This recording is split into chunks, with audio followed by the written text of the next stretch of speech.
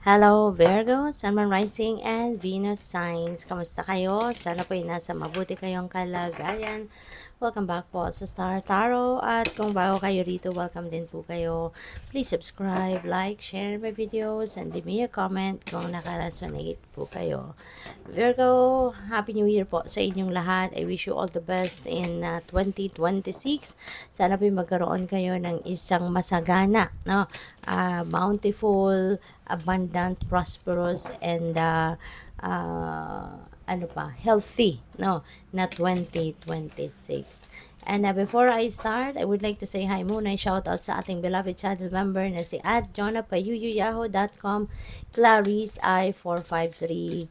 Maraming salamat po for your support sa aking channel. So first card po ninyo, first message ninyo for this month, we have Epiphany, cycles repeat until the lesson is learned. Ayan. So feeling ko dito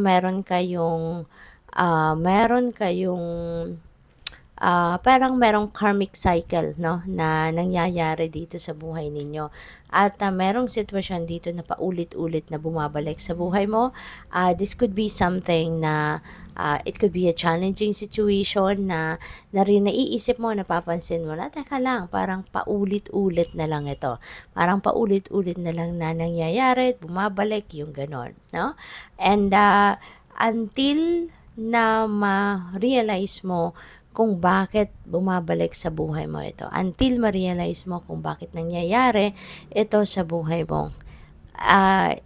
Expect mo na yan ay pabalik-balik. No? Yan ay babalik at babalik hanggang sa matutunan mo ang lesson na dapat mong matutunan out of that difficult or challenging situation. And once, no, feeling ko din, baka this month, no, yan ay ma-address mo na. Yan ay mapansin mo na at matutunan mo na kung bakit, no, bakit paulit-ulit, pabalik-balik ang sitwasyon na to. And maybe, no, ma-solve mo na yan sa ngayon, ma-address mo na ng tama, at ma-realize mo na why it is happening, no? So siguro magkakaroon kayo ng epiphany, magkakaroon ng linaw inyong isipan, maaring you will be enlightened, no, around this time. No, kaya mapuputol na, kumbaga, kung ano man ang karmic cycle na to will be broken and it will not come back anymore. It will not happen again, no, sa buhay mo. So what else? We have mindset. Wow. So there is a need for a change in your mindset sa ngayon. Find a different perspective, you know. Now is the time na kailangan mo na sigurong baguhin ang takbo ng inyong isipan. Depende sa inyong sitwasyon. This could be mindset towards money, managing money, or mindset ninyo sa pagmamanage ng inyong pamilya, mindset ninyo sa tungkol sa pagpapatakbo ng inyong relasyon, yung mga ganon. So this could be mindset, no, sa buhay mo in general, na siguro there will be an adjustment na necessary, no, na gawin para na, alam mo yun, talagang umasenso ka na, umalagwa ka na sa buhay, or mas lalong gumanda, maging stronger pa ang inyong relationship, no? So now, maybe you are going to realize something. It's about time na for you to make an adjustments, no, sa inyong mindset. Alright? So, good luck sa you dyan.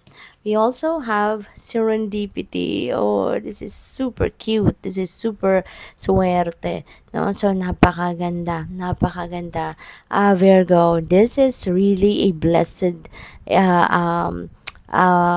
month, no, para sa iyo. Napakagandang kaganapan ito na sa pagpasok ng 2026, talagang mararamdaman mo dito yung pagmamahal, no, ng divine universe dito, no, yung pagmamahal ng Panginoon sa iyo.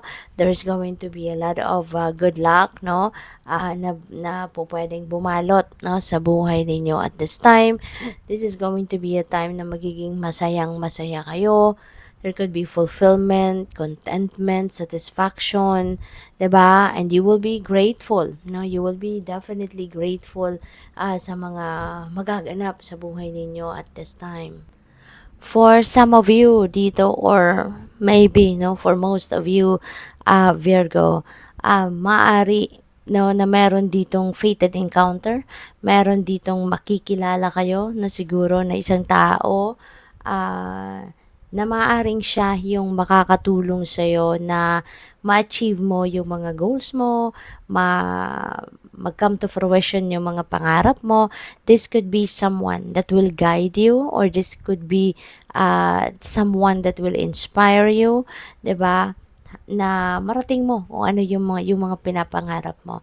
So, feeling ko this is someone that is going to give you enlightenment, no, a clear direction, yung gagabayan ka. This could be someone, ano, na pwede siyang maging ano mo, spiritual teacher mo, or maging spiritual guide mo, yung gano'n, mentor, 'di ba? Or teacher, yung gano'n, no? This could be someone na talagang dadalhin ng divine universe sa life path mo para makilala mo ang taong ito. Kasi ito yung taong gagamitin ng divine universe para gumabay sa'yo, no? Para merong kang gabay, para meron kang ilaw, no, dito sa physical realm.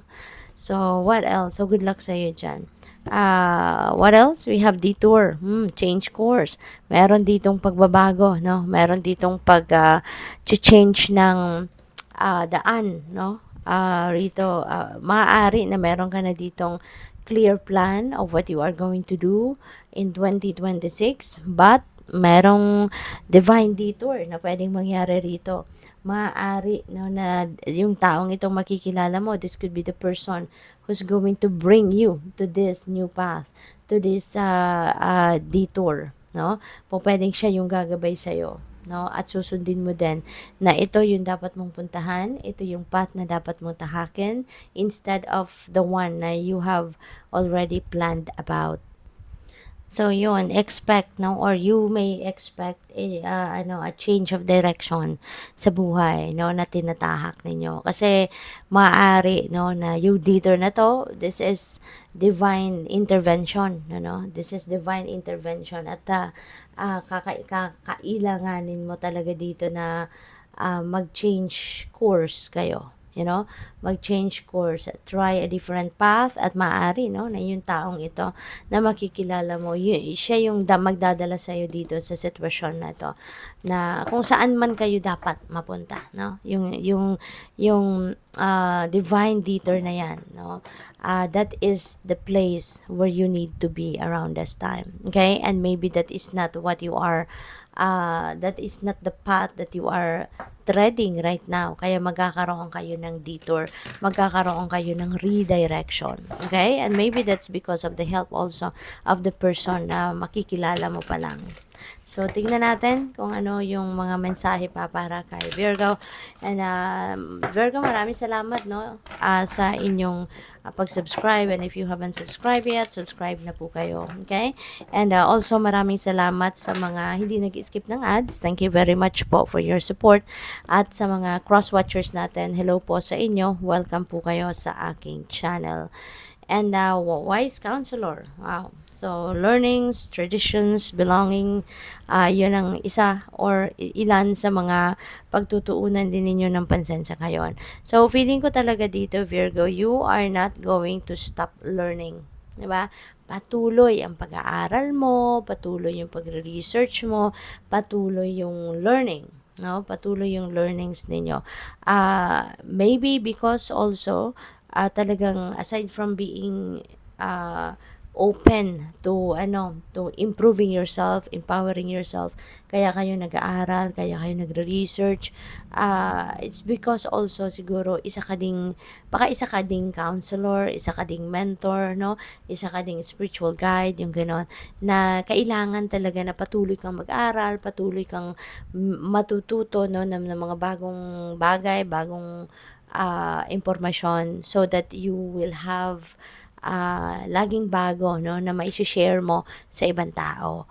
Kasi maari din talaga na mayroong mga taong, alam mo yun, yung baka ikaw yung takbuhan when they need someone to talk to, when they need someone to give them advice, no, maaring isa ka din, no, sa tinatakbuhan ng mga tao.